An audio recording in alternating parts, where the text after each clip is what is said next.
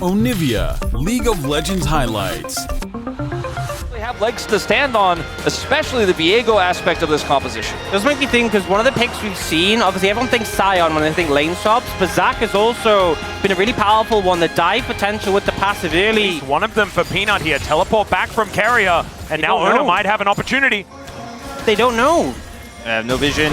Yeah, there's the flash forward from Carrier. Viper able to try and get off to the side. Good crash down to try and get him out of there, but there's the permafrost, and Viper will be taken down. Gumayushi gets the first blood. Such a good read from Ona, had complete information. And kind of guarantee the sort of healing reduction. But the thing with it is you kind of just wait out the healing reduction before you burrow underground. Oh, this is a little bit dangerous. This Faker is going to get engaged on. Immediately flashes away the Glacial Prison. Going to go wide. There is the lockdown on the Dragon for T1. But Delight gets them on in there. They take down Faker. Empress Divide is massive. And it's 2 kills to start off the fight. Carrier is not long for the world either.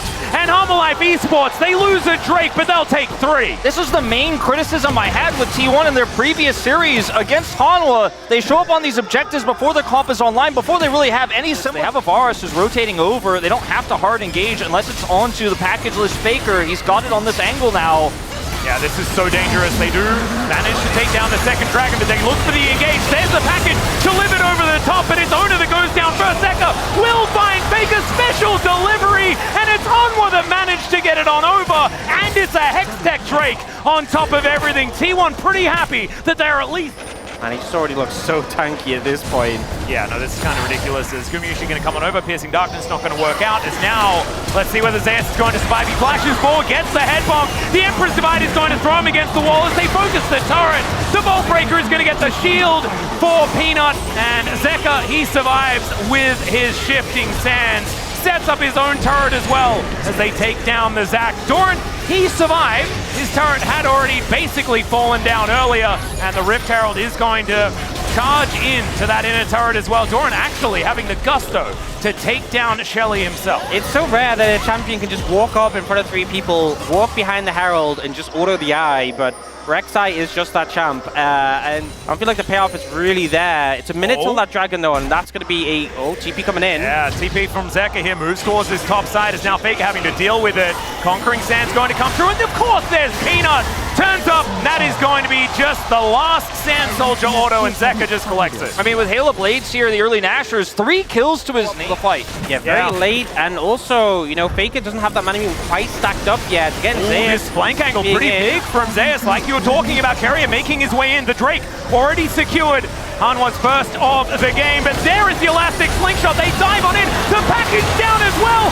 and they take down Zeka, the priority target. Doran looks for the backline and will be able to trade the mid laners, and there is a great Magnus Storm as well. Viper, the next one that can try and carry this fight as Ona is starting to pop off, but the piercing arrow going to take him down. Zeus now just trying to peel as best he can. Peanut, how are you still alive? Almost managing to escape as Viper has to flash away. Doran, of course, can just survive for basically forever. He'll make his way out as Viper was kind of baited into this one and will be falling down. Dodges a few abilities, and T1 win a team fight. It's just tank diff. It's just tank diff. Both of these tanks, all 3 of these tanks rather, running rampant in these fights. The initial kill onto Zeka is so huge, you know, with that Leandries, with that Nashus would be someone who could... Zeka also flashing there, so that's another tool gone here for Hanwha. But Faker is just so behind in terms of his itemization. He does not match the poke of Zeka, ironically enough. Crash down, Carrier gonna get knocked up and destroyed. Zeus diving on in there, doesn't find the stretch Armstrong. The kill back does come on in though, and now Ona, he knows how to play the rel. Empress Divine does nothing. The Heartbreaker dives over it, and Faker will now get into that backline, and Ona pretty good at the Azir as well. Very nicely done. He'll now just transform into everyone, and the snowball of the team fight is beautiful. T1, they love going to Baron. They're going to do so now. As soon as the momentum starts to go in favor of T1, the Viego resets come through. Guma and Dragon do what they can. Well, let's see whether they can actually get some sort of steal, as Faker still in that mid lane. Doran has moved back to try and contest. The Dragon is going to equalize, and T1 will start it off once again. And Zeus does take a Hex Gate over. That's a teleport in from Doran. Just gets into the pit. Of course, he can do this because the Rek'Sai, she is so incredibly tanky. And just now, going to be burrowed around, moving in. Let's see who manages to take it. It's Peanut, the locks down the dragon, but can they win a fight is the question. Doran unable to tunnel his way out. And that is going to be a kill going over to Zeus. So T1, they'll take the fight, but they won't be able to pick up the Drake. The light's hovering around the edge of the Drake, and Hanwha Life, it looked like it was very clear they did not want to take that fight into Faker's package. They were just looking for secure the Drake and evacuate, and the second the smite goes Peanut's way, they bail out. Doran is a casualty of this call from Hanwha Life, but at least they're able to stack 2 dragons here. Problem is that Baron is still up, and T1 are going to get more than just that pick on the Doran. Now they have to move in and respond. All right, teleport in. Yeah, Peanut has flash. Looks like they wanted this group. Over the wall as Delight. He has an opportunity as well. Peanut gets into the back of the pit. This is dangerous. Has to flash away immediately. Now Doran, he's able to take the front door, and T1 are going to peel away. Faker still with that package up. They want to get that turn, and they're going to need to do it sometime soon. Now the package is going to be used just to try and rout Doran here, but it isn't exactly the most. He actually just decides to go back on top of the package. I don't know about that one. That is going to be Ona getting his first kill of the fight. Takes down the big tank of this one, and both flashes from the carries are now on cooldown for Hanwha Life. And this may just be both objectives to T1 here. They could rush down this Baron now, and with Doran down, it's hard for Hanwha to stop. I mean, Peanut doesn't have flash. They don't have vision.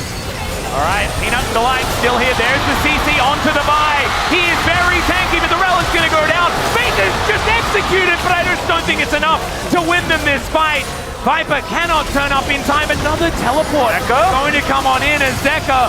He could be the hero, but full information is there for T1. And they will be able to take down this Baron. Zeka unable to get in there, and he may not be able to keep himself alive. He is. Not enough cooldowns here for T1. What if Faker gets to show up without using the teleport? That's just going to put them on full point. And this is just a chain of events, a domino effect of what happened with Hanwha Life trying to stop that. You know, we often see the Corki like pick it up last second and come over. T1 will have ample time to set up for this soul fight. Now, Hanwha Life esports are trying to attack Carrier, but you're going to take so long to kill him. Yeah, this is taking forever, and there is no damage here in this fight. Remember, this is a lot of tanks. Of course, there is Peanut there. They will be able to get through the Sejuani, but they have to invest everything to take him down, and they'll lose an inhibitor for it. They may even lose the base, as the backs have now been started for Hanwha Life esports. Going Shadow just to stop them, and they'll take the first Nexus turret. There is so much damage under these turrets as well with the Corki in the center. I don't think that was worth it, Hanwha Life. Absolutely not. And I think trying to set up an engage would have been a little bit more successful. Just sit under the turret, trying to look for a Zeka flank. They shut them down. You end up losing inhibitor for this. You get the kill on this, what T1 had last time. But the map control that they have is way more oppressive. Threatening that bottom inhibitor, taking it down. Is Peanut now in trouble? Yeah, Perry just going to interrupt him here as Peanut tries to take the Hex Gate, but it is not going to work out. He gets himself a big old shield and is just going to be taken out. There is now Ona turning into the Vine, looking to try and get a little bit of a re-engage. I think Peanut trying to buy some time makes a bit of sense, but feels like a little bit like he was throwing away his life there. Yeah, I mean, he could have maybe tried to set up for a sandwich, but there's just no control. He's identified early. Oh, God. Oh, Delight taking so much damage here is now T1 pushing down this mid inhibitor turret. That is going to evaporate. And this feels a whole lot cleaner. There is the engage. The elastic slingshot, fantastic by Zeus to make sure they're all CC. The Emperor's Divide tries to get something done, but it's from the grave for Zeka. And once again, just engaging with reckless abandon is Zach. Gorgeous this game. And T1, they will answer back and make this best of 5 a best of 3 and win one against Hanwha Life for the first time this playoffs. And I feel like, you know, game 1, we saw Hanwha Life composition kind of lacking damage. It was enough to get them over the line, but this time, they just could not kill it.